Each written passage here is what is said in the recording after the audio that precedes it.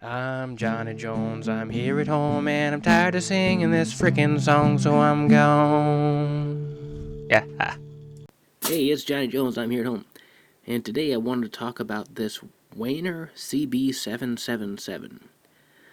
I got this in a box slot with a Windsor 23 channel radio, which I've recently posted on my channel, and a 2-pill linear amplifier for $20.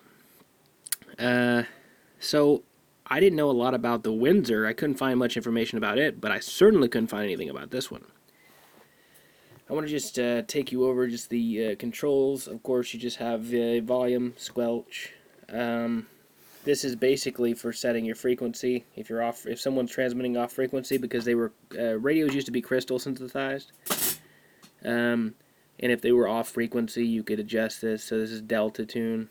This is basically the same thing as a clarifier on a sideband radio. And of course the A&L PACV. 23 channels, of course.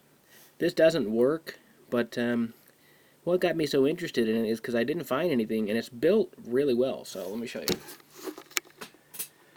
So let me take this thing apart, and I'll just show you how sturdy this thing is. I mean, this is heavy duty stuff. This is a really heavy case. You have this this speaker mount, which is made out of really heavy duty material. The board itself looked pretty nice when I got it. It didn't seem like it any electronic damage had happened to it. No exploding caps or anything. It does not work right. And I think it's just been sitting for so long that the caps went bad. And I haven't tried fixing it because it's not top on my to-do list. Plus, I cannot find a schematic for it, which is what leads us to this video today. I could not find the schematic for it, so I went searching online, and after hours and hours and hours of searching, trying to figure out where the hell this radio came from, this unknown Waner CB777, I assumed this must just be like a rebranding, like some tiny little company bought some radios and just stuck their name on there. I assumed. Not much information on the back. It's made in Japan. Yeah, so I had to do a lot of searching, and I'll show you what I did finally figure out. This radio is not an American radio. After a bunch of searching, I finally found... Oh, sorry, it's a bit bright. I finally found this CB on an Italian magazine back in 1976, the 9th edition of Spearmateri, I think it's pronounced, I don't know.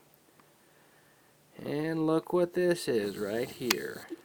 The Waner CB777. This is the only picture I found of this radio, except for a YouTube, not a YouTube listing, a eBay listing from several years ago.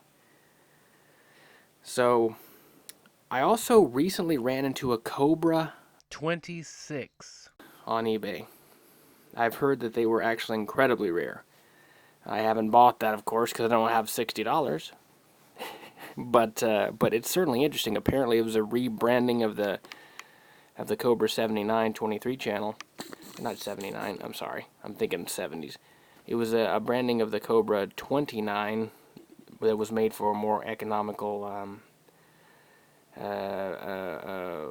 times. So that because apparently the Cobra 29 was very expensive when it came out, and so they took these Cobra 29 boards and housing, and they just kind of stripped out the things they didn't need, and it's really interesting hearing some of the talk on it. I really wanted to buy it, actually. A Cobra 26, can you believe that?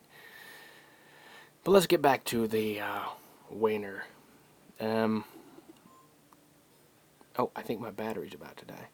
Anyways, so I don't understand Italian, but apparently this lady really likes it, or maybe they just told her, hey, can you pretend like you're having a horrible time and then smile like you're not.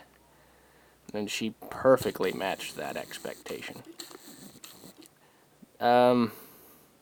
These old mags are pretty cool to go through.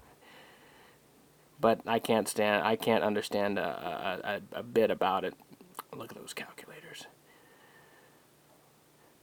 I guess I'm sort of a collector myself, because I don't want to part with these things, even though they're not worth really keeping up and fixing and using, because they're 23 channels, you know. But they're a good thing to put on a shelf, I think, because that seems kind of interesting. Italian CB. Anyways, this is Johnny Jones. I'm here at home, and I'll see you later.